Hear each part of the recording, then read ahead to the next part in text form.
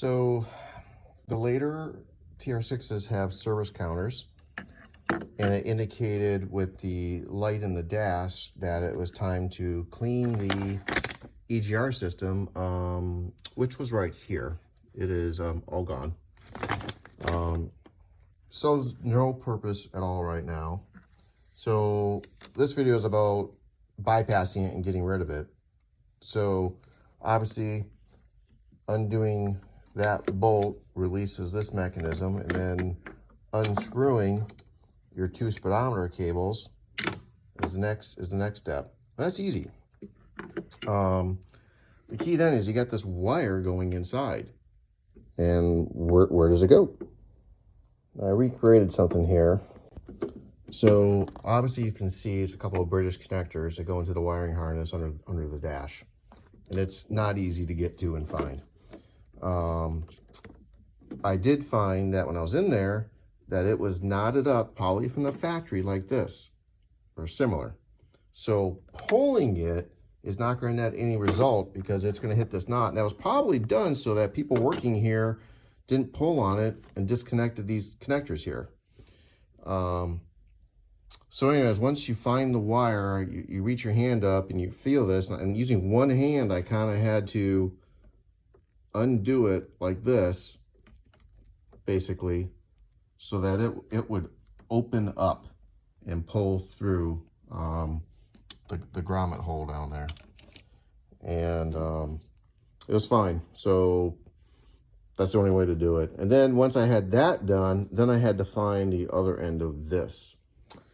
The other thing you gotta do is you have to get a earlier TR6 speedometer cable that goes from your speedometer to the transmission. And you can see this is a two-piece one. You have to go to a one-piece one, which I believe is 1969 and 1973. I decided to purchase a very high-quality one. There's plenty of them available out there. This one is basically custom made by Vintage British Cables up in Canada. And it came with a new grommet, which was nice. So hopefully it fits like a glove, like it's supposed to. Anyways, he can make it in gray, kind of like the original, but he said that it doesn't last as long as the black. And I figured at this point, since I'm removing it, might as well just get black since he recommended that and be done with it. So no problem there. My tachometer cable is actually working perfectly fine, and it's smooth as glass inside. Anyways, this end here, how do you get to that? So I removed my kidney panel here. That was the first step, okay? I then disconnected this air vent here, just here, okay? And then I 7/16 nut washer goes to this bracket. And that bracket goes where this ground screw is at, right up here.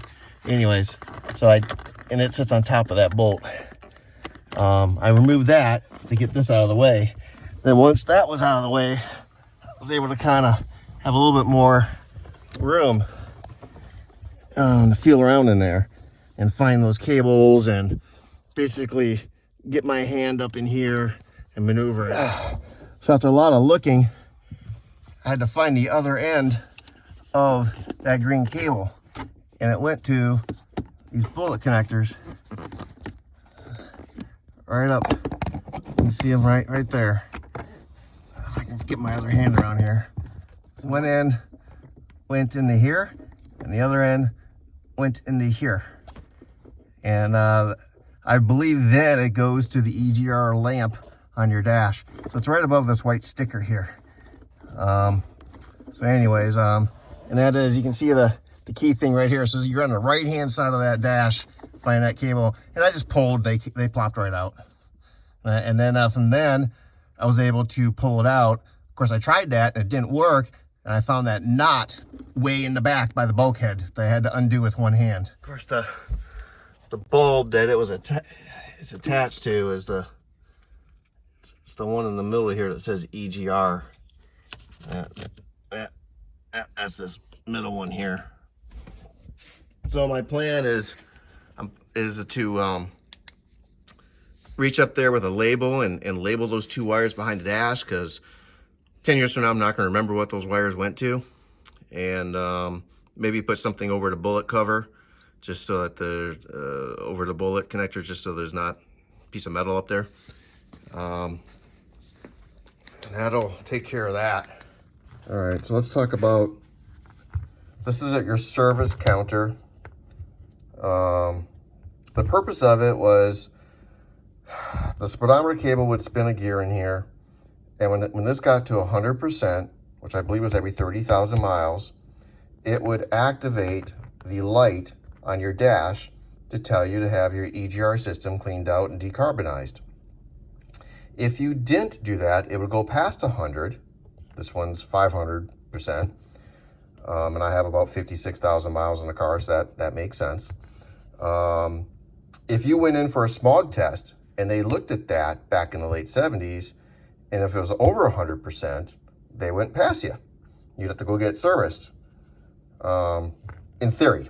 And then they had a special tool, which was nothing but a 2-pronged whatever, and they would spin this, and that would reset it back to 0.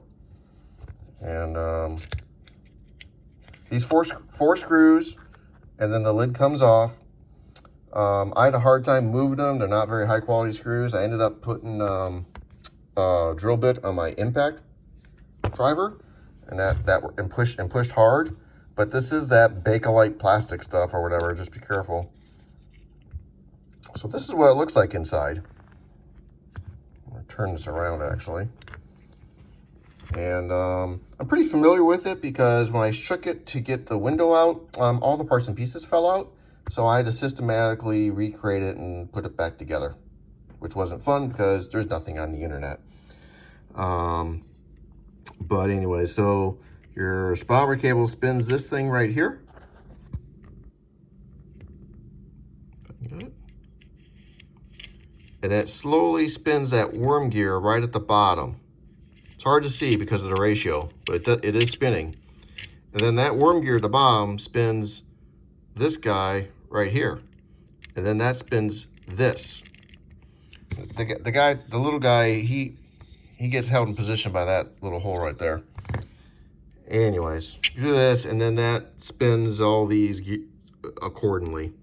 And then down below, there's a little, I don't know, you see this little metal thing here on the end? At some point, it makes a contact down there and activates these wires somehow, and activates that light. It grounds it out or whatever. That's basically it. And here's all the parts. So you can get a close look at it. I'm sure mine was reasonably clean, but it was very dry inside.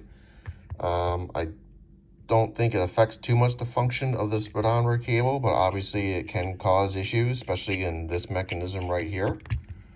And hold it tight. You see this goes to the other end there. But I'm sure you could clean it up and put some light oil on some of the moving parts here and there. But oh, here it is here. There's the worm gear. Get the rust off of it and whatnot. And go from there. All right, so let's get that speedometer cable. Next step is I'm going to pull these grommets out. I just kind of tugged on it and pulled, broke it loose. And then there's a second one right down here. Now, I'm gonna crawl under the car next and take a look at this. I'm not sure how I'm gonna get the new cable ran yet, because this thing obviously runs on top of the transmission. When I had the tunnel all apart and the interior all apart, I may have secured that line with some tie straps or something. I don't know.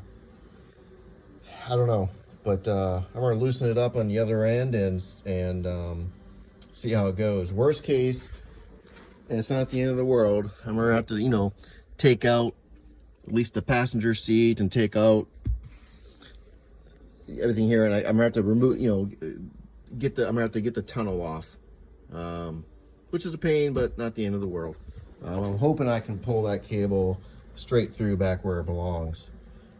Using this as a pull string would be the plan. But I need to crawl under there and see what it's going to take. All right. So I can see the cable running the left-hand side up here, crosses over the top of the transmission. I think it's loose. I don't think it's be that big a deal. I just gotta make sure I don't tug on these wires too hard. They'll come out of that solenoid. It's coming across here. Problem is it hits this angle drive because of the overdrive. And it's a lot of things leaking something for some reason. It's always freaking something. And the exhaust pipes are right here. So I gotta get that thing off. I may need to undo that access port that's in the tunnel right there. That's probably how I'm gonna end up having to safely get that screwed to unscrewed. So I put the top down and I peeled back the carpet, and I haven't gotten in there yet, but it doesn't even look like I need to remove the seats. So we'll see how it goes, although it'd probably be easier to work if I didn't have the seat here. But I'll get this open. I'm glad I drilled and put that back in when I put the plastic tunnel cover in. Someday I knew it may help me out. All right, took a little bit to get off because I had a lot of sealant on it. So two things. If you don't have this access hole, I believe in order to really do this, you're going to either have to remove the exhaust pipes, which I can't do from my end because they're welded. So that's another project. So I have to leave those in place. But if you don't have this access hole, you could simply get your Dremel out and make your own. I don't know if all TR6s have it or maybe just the overdrive ones, but regardless, this thing is kind of sad looking. I don't think it should be bending like that. It's kind of weird looking. Anyways, so I gotta get a wrench on it and see if it'll break free. It was actually basically finger tight. I did kind of break it free by going on the underside like this and then turning it. I think it's finger loose now.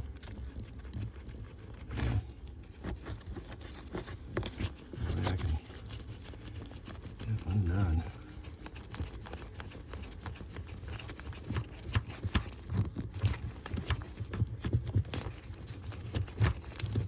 There we go.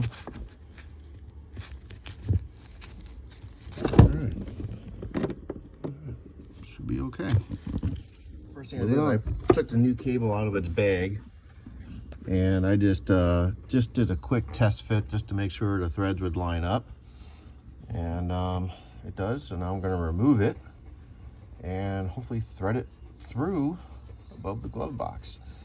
I'm not quite sure what to do with this. It came with a nice grommet, but I really needed 2 grommets, and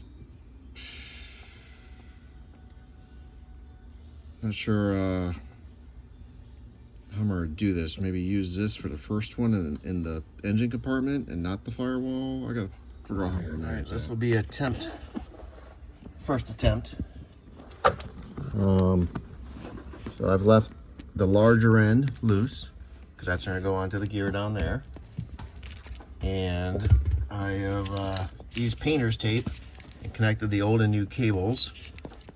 And I'm going to use the old cable as a pull, and hopefully it'll gingerly move on through. I may need to crawl back underneath it and guide it a little bit, but we'll see how it goes. First thing I'm going to do is I'm going to push that rubber to the other side, because I want to push this cable out of this hole.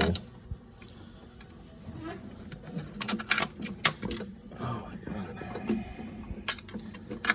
Everything's tight fit. All right, so now it's kind of loose now, which is good. In fact, I'll probably even take it further, pull it up this way.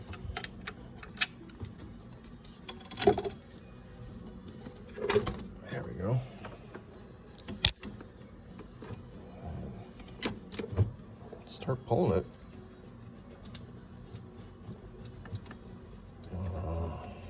Yep, I feel a little resistance there.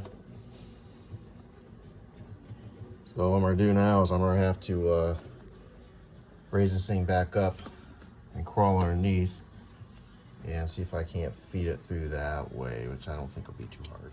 Well, I didn't get very far, did it? There's the hole. It's all right. I'll try it by hand and see what I can do here. My big blue hump is being difficult to move through. So what I've done is I've fed the cable over all the way from the right side to the left side by the slave. The idea being is now I can get this hump past the opening that's too tight at the top because it's much bigger on the bottom down here.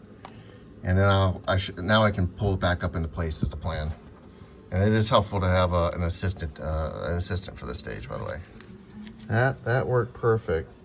So the key was to pull it all. Don't try and pull it through up top where it sits. You're gonna pull it all the way down and then come back up, and you're able to get this hump through. So the new grommet, I attempted to pull it off the smaller end here so I could use it up here.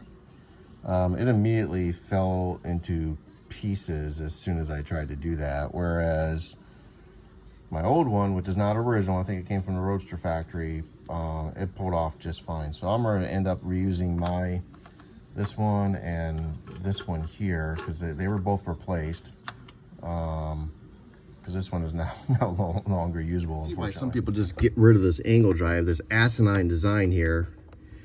I got this old clamp to an exhaust system that's no longer being used in the way. And this thing moves. So I think the best position is going to be up. And then the other thing I'm doing is I've pushed this in pretty far purposely. I'll feed it back in from the other end. And I'm just going slowly until I feel it threads on perfectly so there's no cross threading. And once I get started, then I'll feed this cable in from the other end and test it. God. Finally got it on. At least I think I did. It seems to be screwing. Yeah, it's screwing, not cross-threaded, so I should be okay. There we go. I don't think it needs to be. I might put a wrench on it, but obviously you're not really torquing this thing down. You want to be careful with it. There you go.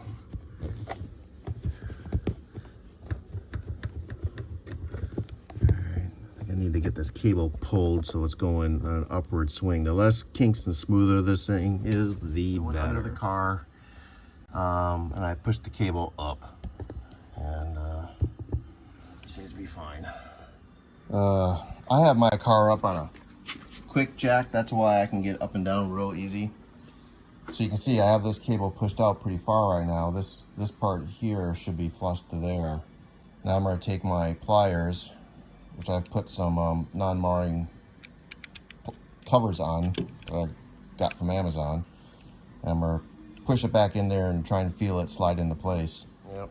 I grabbed it like this and pushed and turned, and I felt it slide right in. So that should be okay. And there's an easy way to test it real quick. So this is my test. I have a Pertronics, whatever it is, electronic ignition. I've removed the red. She's up in the air. I have it in 4th gear. And I got the choke pushed in. And I'm just gonna kick it a little bit in gear with the starter. And you can see this was spinning. I put this little clip on the end, and so it's hooked up to the angle drive and it's working. So that means I'm moving on to the next step. Speedometer is on the left-hand side. So that's actually one of the easier ones to get to. You're gonna, well, anyways, I may have to take it off camera, but you're gonna have to reach up here and get that thing unscrewed. I'm gonna need to put a little wrench on it. Oh, no, there's moving. There we go. course, you're probably gonna knock a few light bulbs loose and stuff like that, so you just have to check everything when you get done. There we go. All right, now we can get out of the assume the position. And now we have successfully removed it.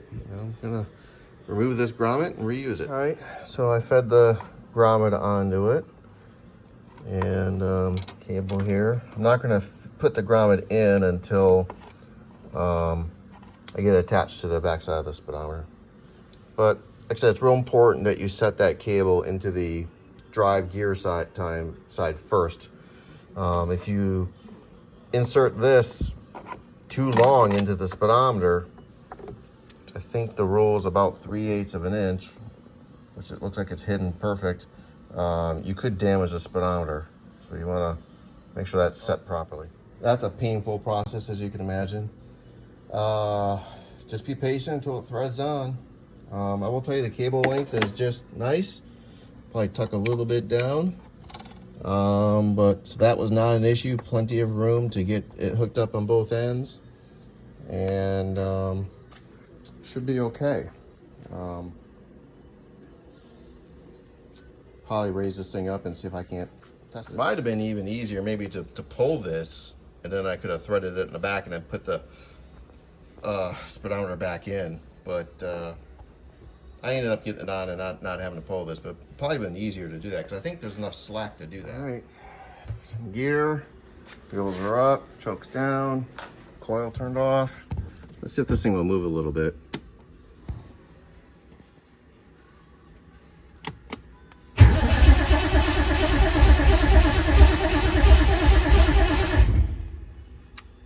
Oh, obviously very slow, but I did see it move. Yeah.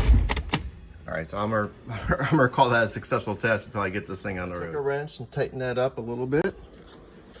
And then I fed the rubber grommet on in, nice and tight fit. I put this little seat belt thing back on to the oil line, which I need to replace.